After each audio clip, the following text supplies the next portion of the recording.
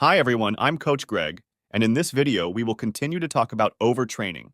In the first part we talked about its types and how to deal with these types, but today we will talk about specific symptoms, as well as more detailed treatment. In sports and medical literature, there is such a concept as overtraining, and it is characterized as a decrease in work capacity and strength performance, general well-being of various failures in the central nervous system. That is, to overtraining, in fact, you can refer to any painful condition caused by excessive loads. That is, when on a long-term basis, our recovery capacity is less than the training volume. That is, the training volume exceeds our recovery capacity many times. We fall into this state, such as overtraining. Before the onset of overtraining, we have a number of other concepts that are just related to the dominance of training loads over the body's regenerative abilities. This is what we have in terms of fatigue, chronic fatigue. Many people confuse normal fatigue with overtraining. Usually people experience fatigue during training or after training. So if it does not go away for a long time, the load is excessive, it turns into chronic fatigue, and then it can turn into overtraining. All these conditions are related to the fact that we do not cope with the required training volume. Let's first analyze the situation of how to identify the state of overtraining, and then we will understand how to prevent the state of overtraining or how to get out of it. The state of overtraining is defined first of all by a drop in strength indices from 15% to 30%. This is counted not only at one particular training session, but during a week cycle. That is, if you have overtraining, the decline in strength indices should be detected for a certain period of time. That was the first sign. Now, as far as the central nervous system is concerned, we can also determine by some symptoms whether our central nervous system has recovered or not.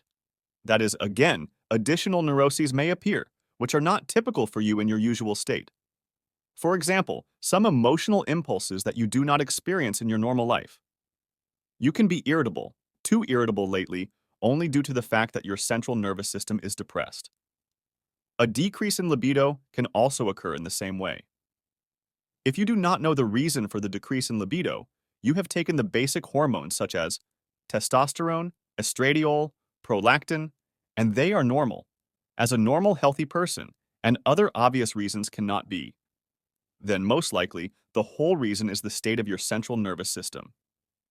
It is most responsible for the decrease of libido, that is for the transmission of nerve impulses and everything else, for our mood, for our behavior. So accordingly, if you overload yourself in the gym, you can't have libido either.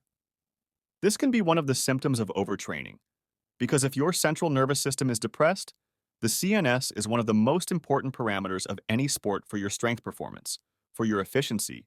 So the state of the central nervous system is always in the first place. That is, without it, you can't actually train. Elementarily, your impulses will not reach the muscles, and you will not be able to create the necessary resistance, the necessary speed of contraction, and everything else. That is, roughly speaking, simply muscles will not obey the body. If the central nervous system is depressed, your strength performance will immediately drop. Now, as far as treating or recovering from a state of overtraining, what can help us? Basically, all the factors that affect recovery, that is sleep first and foremost. It is better to sleep longer, that is add 2 hours to the average norm of a person. Let's say it can be 10 hours of sleep per day for 3-4 days. It is better to exclude all types of loads, that is to leave the training process for 4-5 days. During 4 days, your strength indices will not fall critically, but your condition may improve if you do not give additional loads. By the way, there is a temporary decrease in strength performance. That is, we lower our strength performance on purpose, take 2 steps back for a couple of weeks, and then gradually move up in the same way. This will allow us to get out of the state of overtraining without losing our strength results.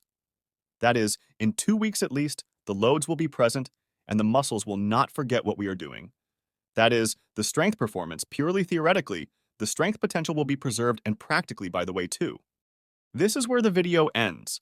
To help build a proper workout and nutrition plan, I can help in my online introduction in my Telegram, link in the description. See you in the next video.